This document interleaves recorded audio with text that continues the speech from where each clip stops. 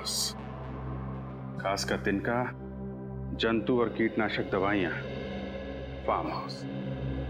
वाह तारिका जी वाह, आपने तो हमारा काम आसान कर दिया। भाई साहब, सिर्फ तारिका जी ने आपका काम आसान किया? नहीं, ये ऐसा मैंने कब कहा? नहीं, लेकिन आपने ये भी तो नहीं कहा कि सालुखे ने कुछ किया है। सालुखे साहब, आप भी बिल्कुल क्यूट बच्चों की तरह बुरा मान जाते हो यार। तारिका, ये अभिजीत मेरी तारीफ कर रहा था कि मेरी टांग खींच रहा था। अरे सर, आप भी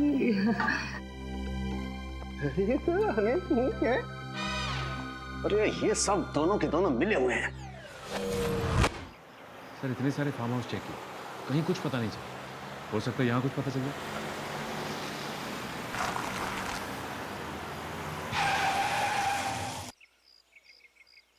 फार्म हाउस के अंदर गाड़ी पार्क्ड है, लगता है कोई है अंदर।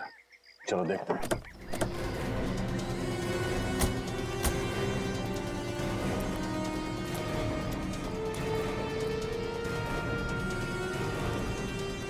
अंदर चल के देखते हैं।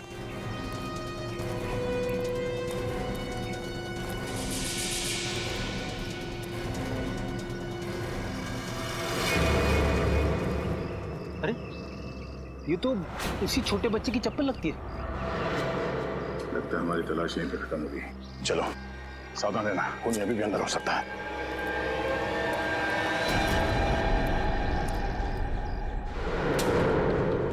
कोई है?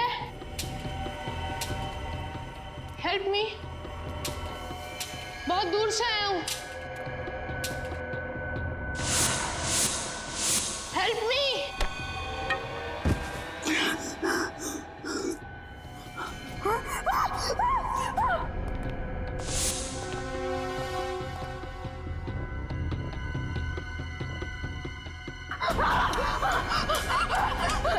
बचाओ बचाओ।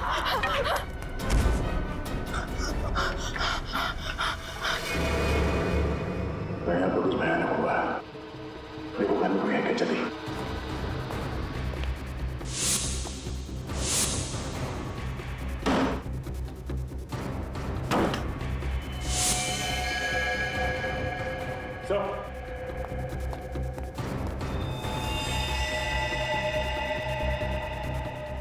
चार लाशें एक घर में। फॉरेंसिक को बुलाओ।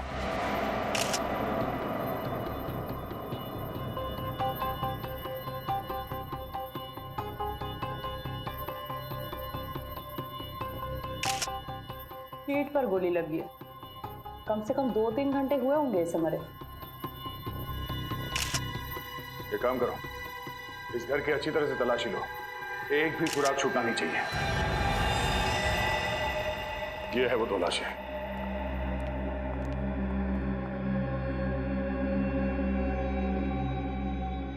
इसे भी ठीक छाती पर गोली मारी गई, जैसे उस आदमी को कमरे में। यानी डॉक्टर सालों ठीक बोल रहे थे। तो बच्चा यहाँ इन लाशों से टकराया होगा, जमीन पे गिरा और इन्हीं का खून उसके कपड़ों पे लग गया।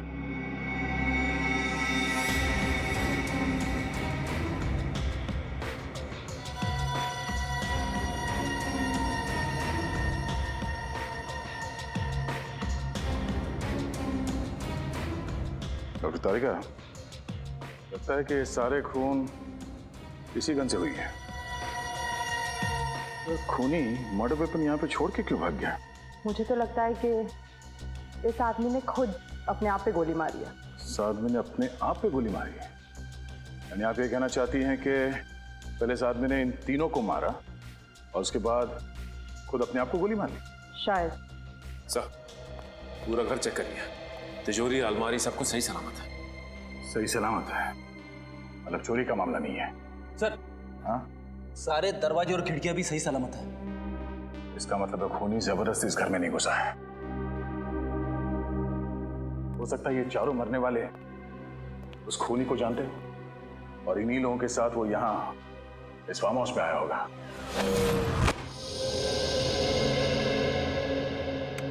अरे क्या बात है डॉक्टर साहब, आज अकेले ही?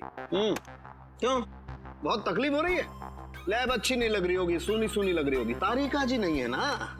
नहीं नहीं मेरे वो मतलब नहीं था सर। अरे मैं जानता हूँ तुम्हारा मतलब यार, तुम बोलते कुछ और हो, तुम्हारे मन में कुछ और होता है। अरे सर, मैं इन चारों लाशों के खून के पीछे का मतलब जानने आया हूँ। आपको मालूम है तो बता दो बस। तो मुझसे क्यों पूछ रहे हो भाई? जाकर के तारिका जी से पूछ लो, वो बता देंगी तुम्हें सब कुछ। सर आप तो बुरा मान गए। सारी दुनिया जानती है डॉक्टर सालुंखे के बगैर सीआईडी में आज तक एक केस भी सॉल्व नहीं हुआ है। अब आया ऊंट पहाड़ के नीचे, है ना? ऐसे बोला करो, अच्छे लगते हो। आओ बताता हूं। अभिजीत, ये जो चारों लाशें हैं, इनमें रायगर मोर्टिस अभी सेट होना शुरू हुआ है। लाशें अभी अकड़ना शुरू हुई हैं और मेरे ख्याल से इनकी मौत सवेरे 7 से 9 बजे के बीच में हुई है। और ये बैलिस्टिक रिपोर्ट क्या कहती है? गोली इसी गन से चली है। चारों की मौत इस गन से निकली हुई गोली से हुई है और इस गन पर खून के छींटे भी हैं। सर किसका खून है ये? सौरभ का खून है। सौरभ को पॉइंट ब्लैंक रेंज से गोली मारी गई है, जिसकी वजह से सौरभ का खून इस पर भी आकर के लग गया है। और एक बात, सिर्फ सौरभ के हाथ पर यहां गन पाउडर के निशान है। गन पाउडर सौरभ के हाथ में? तो आप ये कहना चाहते हैं कि सौरभ ने इन तीनों को गोली मारी और फिर खुद आत्महत्या कर ली? नहीं, मैं खुद कुछ नहीं कहना चाह रहा हूं। जो सबूत हैं वो कुछ कहना चाह रहे हैं। अब एक काम करो, बाकी का काम तुम खुद भी तो करो यार। हाँ ठीक है, करेंगे। हाँ, क्यों नहीं करेंगे? बाकी जो आप नहीं बता पा रहे हम डॉक्टर तारिका से पूछ लेंगे।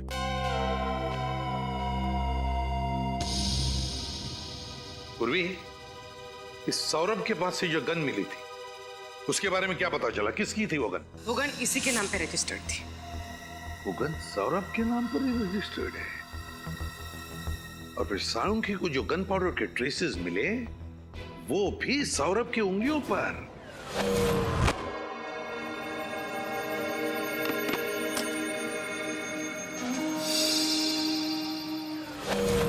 सर ये आनंद की बहन निशा जी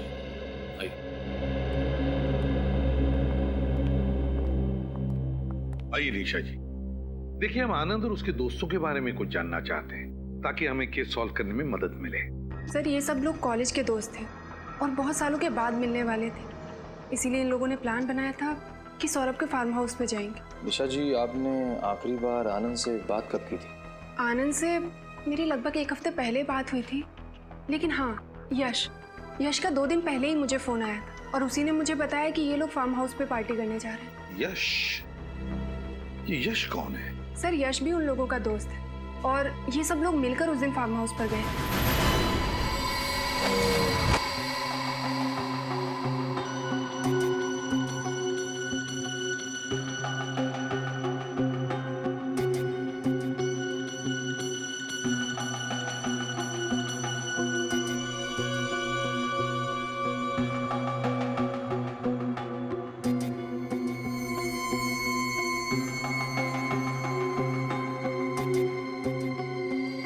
सौरभ, विशाल, आनंद और नितिन, 4 ही लोग तो थे फार्म हाउस पर।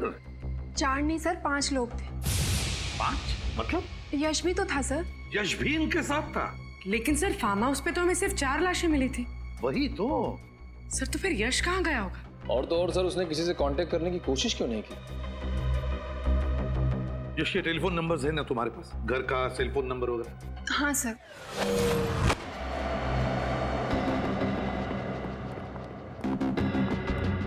ये देखो, कोई सुराग मिला डॉक्टर तारिका? पता नहीं कितने काम का है, लेकिन थोड़ा अजीब जरूर है। क्यों? अजीब क्या है? इस बाल की लंबाई देखो। यहाँ पर जितने भी लोग मरे थे उनमें से किसी के भी बाल इतने लंबे नहीं थे।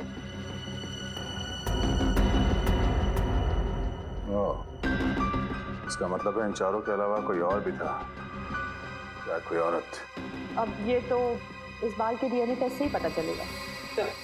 मोबाइल बंद। मोबाइल बंद आ रहा है? सर, हाँ, यश के पिताजी से बात हुई। यश तो घर पे है ही नहीं। घर पर लौटा ही नहीं, सेलफोन बंद आ रहा है। कुछ तो गड़बड़ जरूर है। यश का फोटो है? हाँ सर, एक मिनट। काम करो, यश का फोटो सारे police station, railway station, bus stand और चेक नाकों पर भेज दो और दया को भी इन्फॉर्म करो। यश का मिलना बहुत जरूरी है, बहुत जरूरी है। सर, ये दवाइयां और प्रिस्क्रिप्शन लेटर मिला है, इस पे सौरभ का नाम लिखा है। सौरभ, और प्रिस्क्रिप्शन दिया है डॉक्टर मुकेश ने। ये दवाई दिखाइए। ये दवाइयाँ तो अक्सर उन लोगों को दी जाती है जो डिप्रेशन और टेंशन के शिकार होते हैं। वाह, तो सौरभ को किस बात की टेंशन थी, अब वो तो ये डॉक्टर मुकेश ही बताएंगे।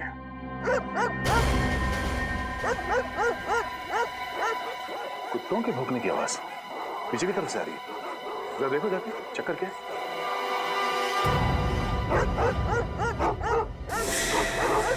भौंकने की आवाज इधर से आ रही है, इस तरफ।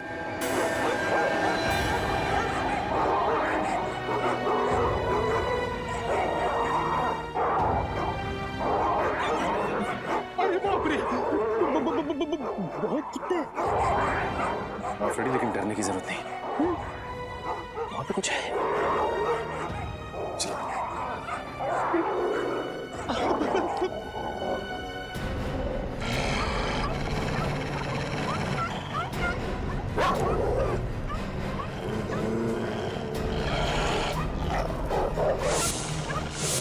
My God.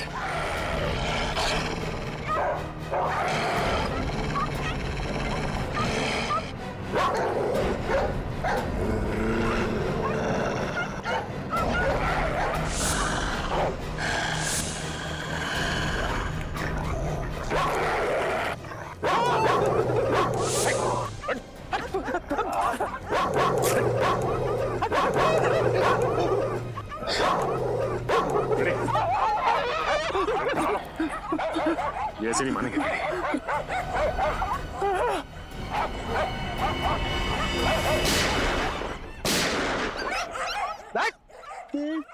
फ्रेडी से टक्कर।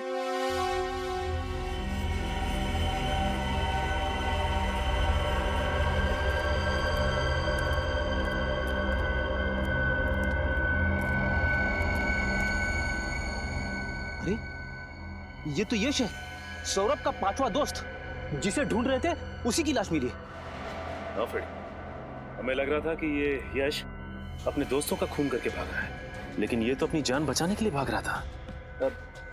आपको ऐसा क्यों लग रहा है? ये देखो फ्रेडी, ये इसकी पीठ में यहाँ पीछे से गोली मारी गई है और एक गोली यहाँ किडनी के पास। लेकिन एक बात समझ में नहीं आ रही है, ये सारे खून कर कौन रहा है? सर आइए।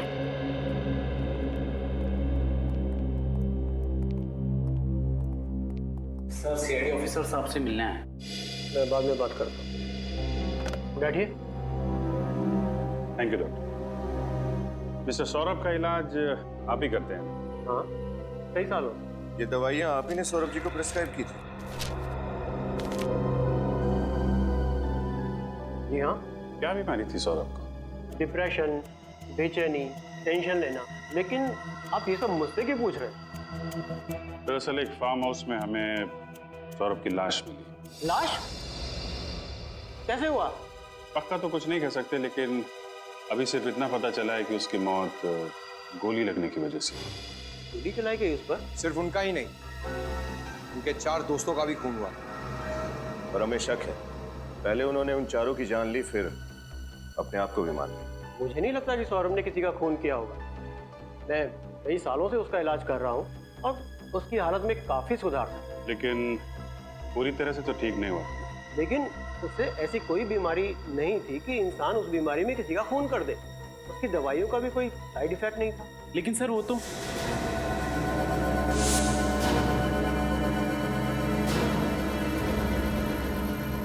ठीक है डॉक्टर साहब, थैंक यू वेरी मच।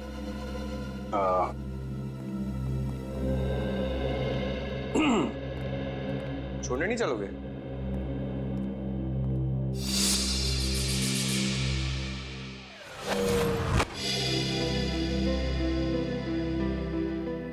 यार अंदर तुम कुछ कह रहे थे फिर एकदम से चुप हो गए, क्या बात है? जरा खुल के बताओ। नहीं सर, मैं कुछ नहीं कह रहा था सर। देखो, सौरभ के बारे में जो कुछ भी जानते हो मैं बता दूं। देखिए सर, मुझे ये सब मामले में मत घसीटिए सर। मैं गरीब आदमी हूँ सर, मेरी एक बूढ़ी माँ है सर। कुछ नहीं होगा तुम्हें, ये मेरा वादा है। जो कुछ जानते हो सच सच बता दो। घबराओ मत, आओ, बता दो सब कुछ।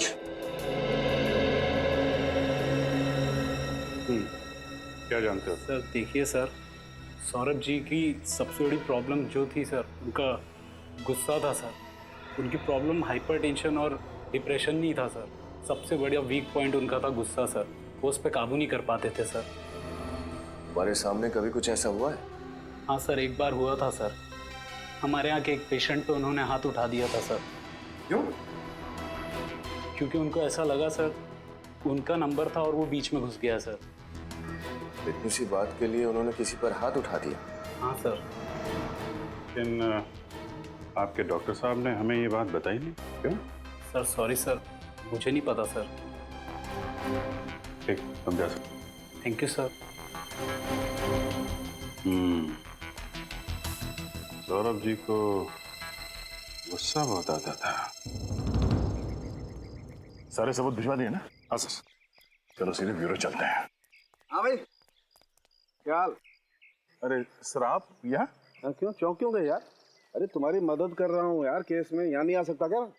अरे सर मेरा कहने का मतलब वो नहीं था। वो मैं मतलब की बात करने के लिए आया हूँ।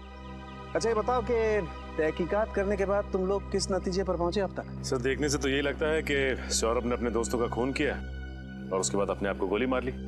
कुछ ही घंटों में केस सॉल्व कर दिया हमने। कुछ ही मिनटों में बेवकूफ बन गए आप लोग। क्या कहना चाहता है? मैं जो कहना चाहता हूँ दया, वो तुम्हें वहां चल के दिखाऊंगा। आओ मेरे साथ।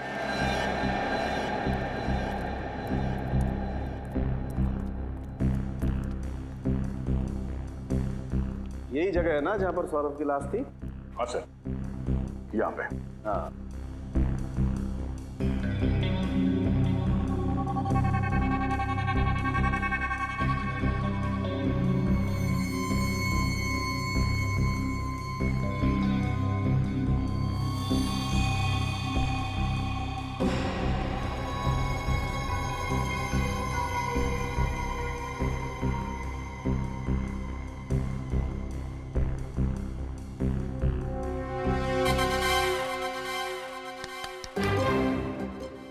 सौरभ बन जा। यानी कि मैं मर जाऊं? डॉक्टर साहब, मैं इतनी जल्दी मरना नहीं चाहता।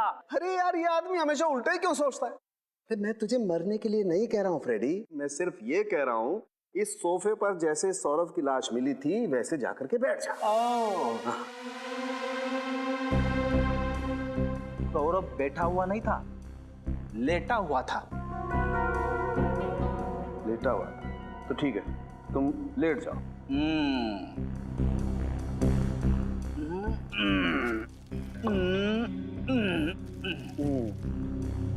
ऐसे ही लेटा हुआ था दया, ये पैर ऐसे ऊपर, हाँ, और गर्दन ऐसे पीछे पीछे की तरफ। ओह। दया, अगर किसी इंसान को अपने आप को गोली मारनी होगी तो स्वाभाविक रूप से उसे थोड़ा सा आगे की तरफ झुकना पड़ेगा। खड़े, आगे की तरफ झुक। अरे क्या मुसीबत है डॉक्टर साहब? अरे मुसीबत कुछ नहीं है, जो कह रहा हूँ कर, आगे झुकना। कैसे झुकूं? अटक जाऊंगा। अरे पैर नीचे कर यार। हाँ, ऐसे ऐसे, ये। अब जैसे सौरभ ने अपने आप को गोली मारी थी ना, वैसे गोली मार। लेफ्ट हैंड से नहीं, राइट हैंड से। सौरभ लेफ्ट हैंडेड था। नहीं, सौरभ राइट हैंडेड था। वो राइट हैंडेड था, ये आपको कैसे पता चला? दया, मैंने सौरभ का ड्रिंक का ग्लास अच्छी तरह से चेक किया है। उस पे जितने भी फिंगरप्रिंट्स हैं सौरभ के, वो सब राइट हैंड के। इसलिए मैं कहता हूँ कि सौरभ राइट हैंडेड था। ऐसे कोई आदमी अपने आप को गोली मारेगा इस तरीके से बैठ करके, तो खोपड़ी से खून के छींटे जाएंगे वहां, इस तरफ, ऊपर की तरफ। लेकिन यहाँ तो खून के छींटे नहीं, खून के छींटे हैं वहां, पीछे की तरफ। और वो तभी जा सकते हैं जब आदमी ऐसे लेटा हो और कोई उसे यहां से गोली मारे। पैरों से सौरभ की लाश यूं पड़ी हुई थी। अब देख, मैंने अपनी पूरी जिंदगी में किसी इंसान को ऐसे लेट करके अपने आप को गोली मारते हुए नहीं देखा। इसका मतलब है सौरभ ने आत्महत्या नहीं की थी, उसका भी खून किया गया है। बिल्कुल, सौरभ का खून ही हुआ है और किसी ने उसे तब गोली मारी है जब वो ऐसे पैर फैला करके आराम से सो रहा था।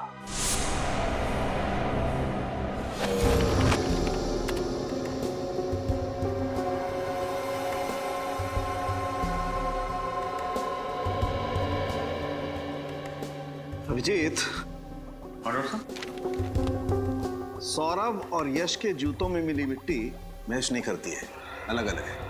मतलब यश का भी खून सौरभ ने नहीं किया है, वो नहीं कोई और ही है।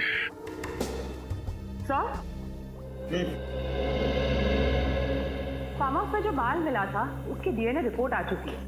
ये बाल किसी लड़की का है। वाह कारिका जी वाह, आप कुछ ना कुछ नया मोड़ लेके आती है केस में, कैसे कर लेती है? नमस्ते। नमस्ते नमस्ते क्या कारिका जी, आप कुछ समझाती क्यों नहीं है? अरे मैं क्या, अच्छा छोड़िए, क्या क्या पता चला इसे डीएनए रिपोर्ट से? ये लड़की का डीएनए उन 5 मरे हुए लोगों में से एक आनंद के डीएनए से मैच करता है।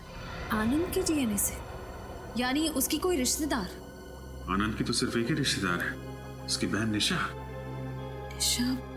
लेकिन सर जब निशा ब्यूरो में आई थी तब उसने बताया नहीं था कि वो भी फार्म हाउस गई थी। अपराधी अपने आप तो बोलेगा नहीं कि मैंने अपराध किया है, उससे सच उगलवाना पड़ता है। हाँ? अरे कुछ नहीं, मुझे थोड़ा सा टाइम लगेगा। हाँ, मैं बस थोड़ी देर में रेडी हो जाऊंगी और उसके बाद तुम्हारे पास पहुंचती हूँ। हाँ ऑफ कोर्स। अरे तुझे याद है लास्ट टाइम हम लोग गए थे, कितना मजा आया था। वो सब लोग इस बार भी आ रहे हैं ना? पक्का? ओह वाह, फिर तो बहुत मजा आएगा। अरे हाँ पापा, तुम लोग पहुंचो, मैं बस 5 मिनट में पहुंचती हूँ। कहाँ जा रही निशा जी? पहले 2-4 बातें हमसे कर लीजिए, फिर हम भी चलते हैं पार्टी में। पार्टी? What nonsense. हम तो सेंस में है मैडम, लेकिन आपको देख के लगता है कि आप अपने होश खो बैठी। आप कहना क्या चाहते? आपको देख के लगता नहीं है कि आपको आपके भाई की मौत का दुख है? ऐसा लग रहा है कि आप पार्टी करने जा रही हैं। देखिए, ये मेरी निजी जिंदगी और मेरी निजी जिंदगी में मैं क्या करती हूँ क्या नहीं, इस बात से आप लोगों को कोई प्रॉब्लम नहीं होनी चाहिए। बिल्कुल नहीं मैडम, लेकिन अगर आप किसी और की जिंदगी के साथ खेल खेलेंगे तो हमें जरूर प्रॉब्लम होगी। लेकिन मैंने किया क्या है? सबसे पहले आपने हमसे झूठ बोला है कि आप उस रात सौरभ के फार्म हाउस में नहीं थी। मैं क्यों झूठ बोलूं? क्यों झूठ बोलेंगे ये आप बताइए, क्योंकि अगर हमने साबित कर दिया तो आपके लिए मुश्किल हो जाएगी।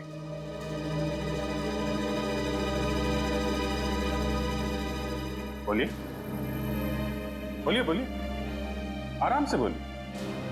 हम समझते हैं कि मुंह से सच निकलने को थोड़ा वक्त लगता है, लेकिन आपके पास सबूत क्या है इसका? फोरेंसिक रिपोर्ट है हमारे पास जो साफ साफ साबित करती है कि आप उस वक्त फार्म हाउस में थी। अगर आपको वो रिपोर्ट देखनी है, चलिए हमारे साथ ब्यूरो। हाँ, मैं उस दिन फार्म हाउस गई थी, लेकिन इस खून से मेरा कोई लेना देना नहीं। हमें सब कुछ पता चल चुका है निशा जी, आपके भाई के साथ आपकी बनती नहीं थी, प्रॉपर्टी का केस चल रहा था और उसकी मौत के बाद आपका रास्ता साफ हो गया और प्रॉपर्टी आपके नाम हो गई। हाँ, ये बात सच है कि मेरी और आनंद की बिल्कुल नहीं बनती। तो फिर आप वहां फार्म हाउस क्यों गए? क्योंकि सौरभ और बाकी लोगों ने मुझे फोर्स किया, कहने लगे कि इतने सालों के बाद मिल रहे तो तुझे आना ही होगा। मैं गई जरूर थी, लेकिन मैं थोड़ी देर बाद ही वहां से निकल गई। क्यों? क्योंकि उस रात आनंद और मेरा झगड़ा हुआ था और मेरा मूड ऑफ हो गया, तो मैंने वहां से जाना ही जरूरी समझा। ये बात आपने पहले क्यों नहीं बताई हमें? मैं डर गई, मुझे लगा कि अगर मैं आप लोगों को ये बात बताऊंगी तो आप लोग उल्टा मेरे ऊपर ही शक करने लगेंगे। वहां से निकलने के बाद आप कहाँ हैं? उसके बाद मैं घर पे आकर सो गई थी। वाह, बहाना अच्छा बनाया ताकि किसी गवाह की जरूरत ना पड़े। लेकिन जब तक ये केस सॉल्व नहीं हो जाता आपको ब्यूरो में रहना पड़ेगा।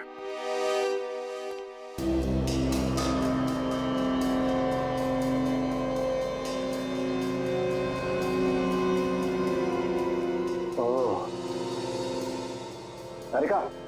हाँ सर। ये देखो।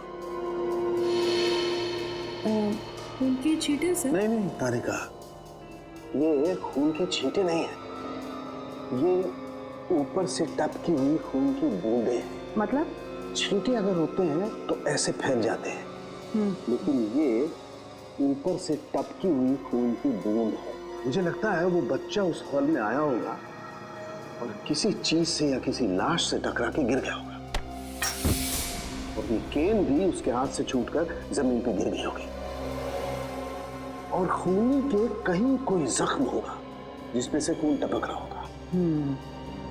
खूनी बाय द वे इस केन के पास आया और उसके जख्म में से 2 बूंदें खून की टपक के यहाँ लग गई। हम इस खून को चेक कर लेते हैं जैसे बाकी के खून का सैंपल लिया था, फिर मैच करके देखेंगे आखिर ये खून है किसका।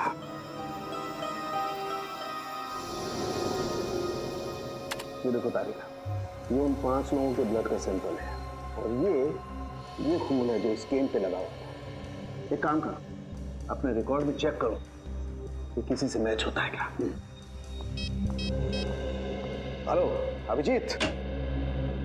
हाँ डॉक्टर साहब, छड़ी पे जो खून मिला था क्या पता चला उसके बारे में? अभिजीत, ये खून उन 5 मरने वालों में से किसी का भी नहीं है। फिर तो निशा का ही होगा। नहीं, निशा के खून से भी मैच नहीं होता। वो क्रिमिनल रिकॉर्ड में चेक करके देखा? वो भी देख लिया, लेकिन रिकॉर्ड में किसी से मैच नहीं हो रहा है। कमाल है, सौरभ को खूनी समझ रहे थे, वो खूनी नहीं निकला। निशा भी बेकसूर है, तो फिर खूनी है कौन?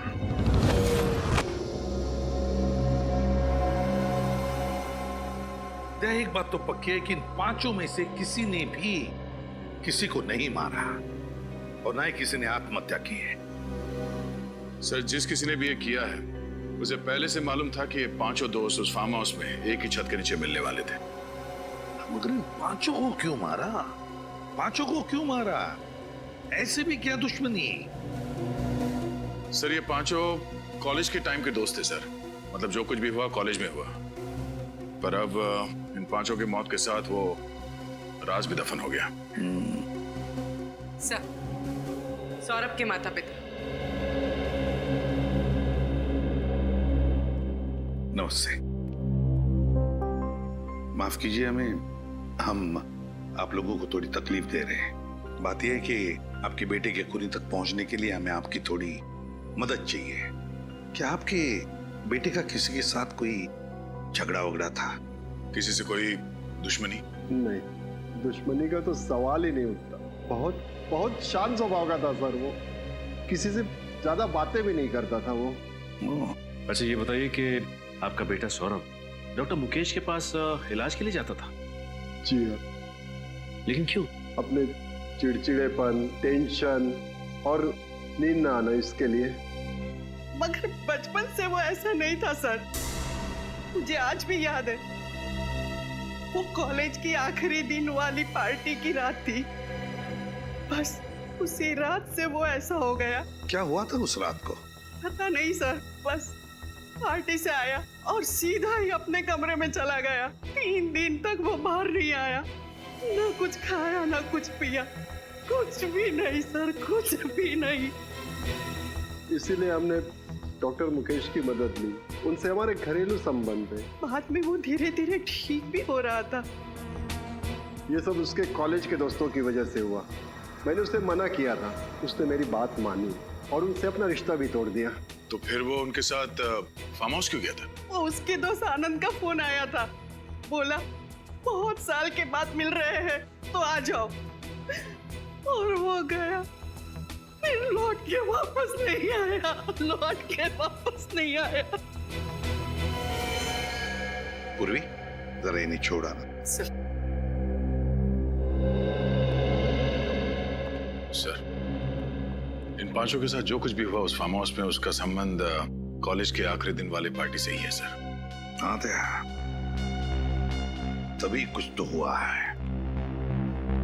दया, इस सामने से आ रहा है नीली शर्ट में, शायद यही है, अजीत ही है।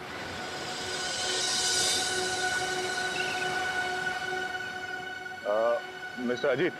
जी हाँ, आप लोग सीआईडी से? जी। कहिए सर, मैं आपकी क्या मदद कर सकता हूँ? हमें इन पांचों के अतीत के बारे में कुछ जानकारी चाहिए थी, इसलिए हम आपसे मिलने आए। जी हाँ, ये मेरे कॉलेज में थे, सेम बैच। इनमें सौरभ को मैं अच्छी तरह से जानता हूँ। कहिए सर, क्या हुआ? इन पांचों का खून हो गया है। खून? पांचों का एक साथ? आप इन्हें अच्छी तरह से जानते थे, तो क्या आप बता सकते हैं कि कॉलेज के आखिरी दिन में जो पार्टी हुई थी उसमें क्या हुआ था एग्जैक्टली? उस रात, अरे इन पांचों ने तो हंगामा किया था। इन्होंने शराब पीकर गाली गलौज किया था और कॉलेज के ट्यूबलाइट व शीशे तोड़ दिए थे। इसलिए कॉलेज के डीन ने इन्हें कॉलेज से बाहर निकाल दिया था।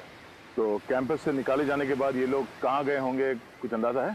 सर पक्का तो पता नहीं, मगर ये लोग गुस्से में चिल्ला चिल्ला कर कह रहे थे कि हमें भी इस घटिया पार्टी में नहीं रहना, हम जा रहे हैं सौरभ के फार्म हाउस पर, वहाँ शानदार पार्टी करेंगे। शायद वहीं गए होंगे। ठीक है, आपकी जानकारी के लिए बहुत बहुत धन्यवाद। Thank you.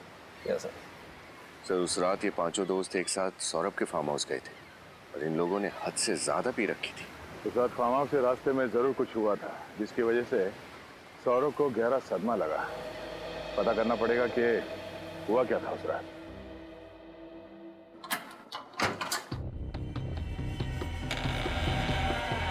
खूनी मेन दरवाजा खोलकर हॉल के अंदर आया, जो कि सौरभ और उसके दोस्त या तो बंद करना भूल गए थे या खूनी के हाथ में चाबी थी। सौरभ उस सोफे पर बैठा हुआ था। खूनी सौरभ के पास आया, उसने सौरभ के हाथ में गन पकड़ा दी और सौरभ के हाथों से ट्रिगर दबा दिया ताकि गन पाउडर का निशान सौरभ के हाथों पर आ जाए।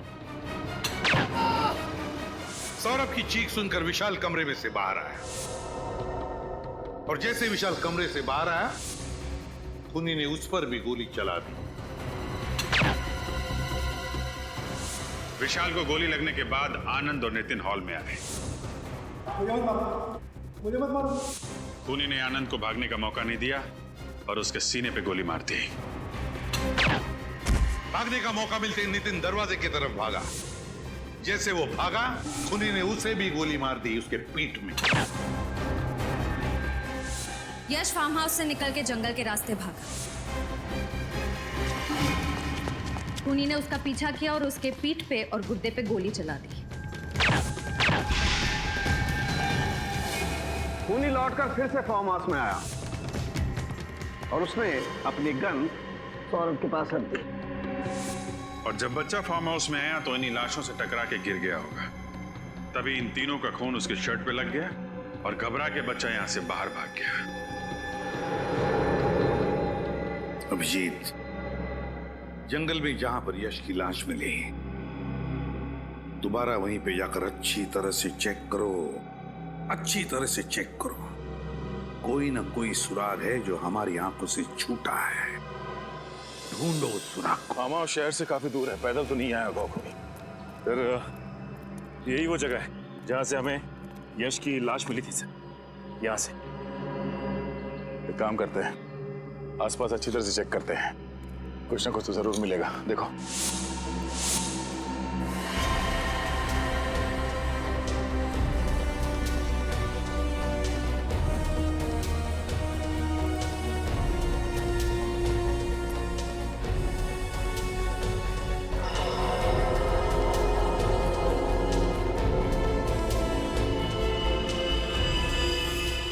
सर, आप रेडी? ये देखिए सर, शर्ट का फटा हुआ टुकड़ा, इस पे खून लगा है। हाँ, इसका मतलब है खूनी यहाँ से भागा होगा और हड़बड़ी में उसका शर्ट इस झाड़ में फंस गया और उसे पता तक नहीं चला। सर, सचिन, ये देखिए सर, बाइक के टायर के निशान से। इसका मतलब है खूनी बाइक से यहाँ पे आया होगा। यहाँ पे बाइक पार्क करके जंगल के रास्ते से वो फार्म हाउस गया और फिर वहां पे खून करने के बाद फिर इसी रास्ते से बाइक पे बैठ के भाग गया।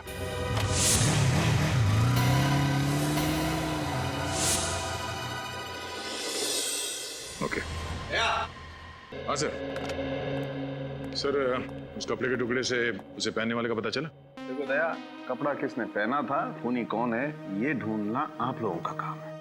मेरा काम है जो सुराग और सबूत मिले हैं उनकी जांच करके हकीकत आप लोगों के सामने रख देना। तो सर फिर इस सुराग से क्या हकीकत सामने आई है? इस कपड़े पर सौरभ के खून के अंश पाए गए और इस कपड़े पर मर्क्यूरी और कोयले के अंश भी मिले। कोयला और मर्क्यूरी? बड़ी एक कोयले का खान है यहाँ पे, फार्म हाउस के रास्ते पे। सर यानी कि ये खूनी कोयले की खदान में काम करता होगा या फिर उसके आसपास रहता होगा। सर, जिन 5 दोस्तों की मौत हुई, उनके एक और दोस्त अजीत का कहना है कि कॉलेज की पार्टी के बाद वो 5 सौरभ की गाड़ी में फार्म हाउस जाने के लिए रवाना हुए थे। और सर उसके अगले ही दिन ये आर्टिकल छपा था। जेपी मार्ग में हुई दुर्घटना, एक तेजी से आती कार ने राह चलते आदमी को टक्कर मार दी जिसकी जगह पे मौत हो गई। जेपी मार्ग तो ये फार्म हाउस के रास्ते पे पड़ता है।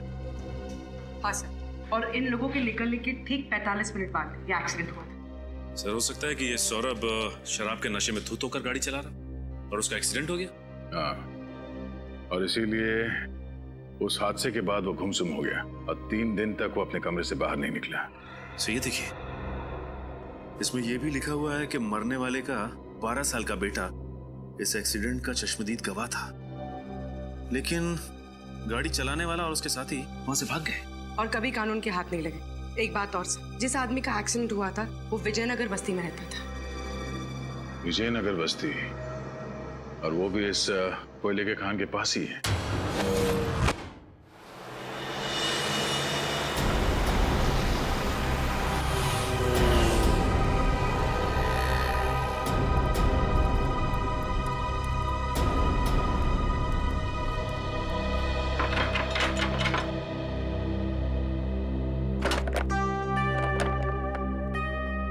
किससे मिलना आप लोग? जी आप ही से मिलना है, हम लोग सीआईडी से हैं। सीआईडी? जी। ये फोटो आपके पति की है? जी हाँ, इनको गुजरे तो 8 साल हो गए। इनकी मौत एक रोड एक्सीडेंट में हुई थी।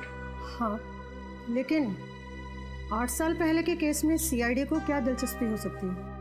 फिलहाल हम एक केस की तहकीकात कर रहे हैं जिसका संबंध आपके पति की मौत से है।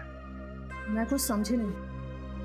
इस अखबार के हिसाब से जब आपके पति का एक्सीडेंट हुआ था उस वक्त आपका बेटा इकलौता चश्मदीद गवाह था, है ना? हाँ था तो, लेकिन उसका कुछ फायदा नहीं हुआ क्योंकि मेरे पति के खूनी पकड़े नहीं गए। अब आपका बेटा काफी बड़ा हो गया होगा। जी हाँ, बड़ा भी और समझदार भी। बहुत छोटी उम्र में घर की सारी जिम्मेदारियां संभाल ली थी उसने। आपका बेटा अभी घर पर नहीं है?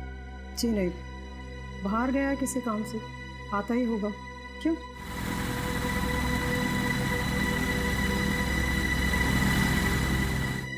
ये लीजिए, आ गया मेरा बेटा। सीआईडी।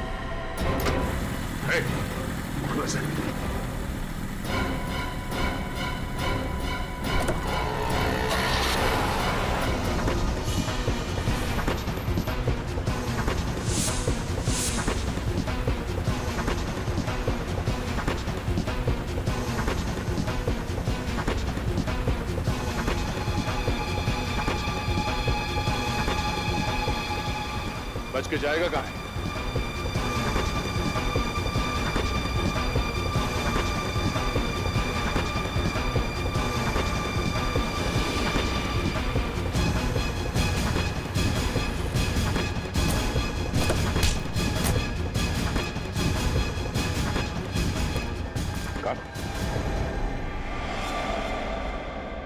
सर ये तो डॉक्टर मुकेश का असिस्टेंट है। हमारा इलाज नहीं करोगे? हाँ? रंजीत, डॉक्टर मुकेश का असिस्टेंट रंजीत, उन 5 लोगों का खून तुमने ही किया है ना? हाँ मैंने ही खून किया है, लेकिन मुझे इस चीज का कोई पछतावा नहीं है, क्योंकि उनको जीने का कोई हक नहीं था। क्योंकि उनकी वजह से तुम्हारे बाबा की एक्सीडेंट में मौत हो गई थी। हाँ, मेरे बाबा ने मेरे आंख के सामने दम तोड़ा।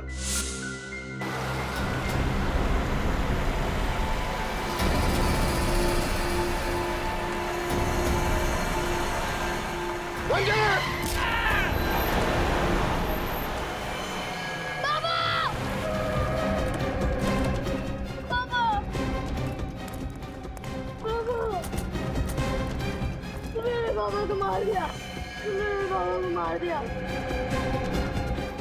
बाबा, बाबा।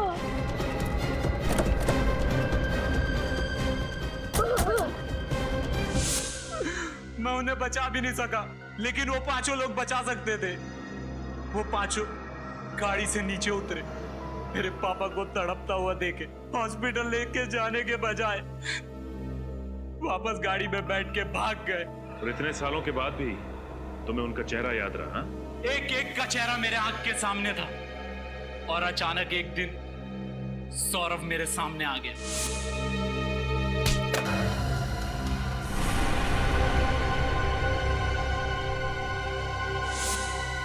और मैंने उसे फौरन पहचान लिया और मैंने उसका पीछा किया। पीछा करने के बाद पता चला कि वो डॉक्टर मुकेश के पास अपना इलाज करवाता है। और इसीलिए बतौर असिस्टेंट तुमने डॉक्टर के यहाँ पे नौकरी कर ली? हाँ, एक दिन मेरे हाथ सौरभ की फाइल लगी जिसमें सौरभ ने एक्सीडेंट वाली बात कही थी, और उसने डॉक्टर से कहा था कि उस एक्सीडेंट की वजह से मेरे बाबा की मौत हो गई। और फिर मेरा शक यकीन में बदल गया। और फिर तुमने बदला लेने का प्लान बनाया? हाँ, मुझे पता चल गया कि ये 5 दोस्त फार्म हाउस पे मिलने वाले हैं, तो मैं इसलिए वहां पहुंच गया। और सुबह तक इंतजार किया कि कब सब सो जाएंगे और तुम अपना बदला ले लो।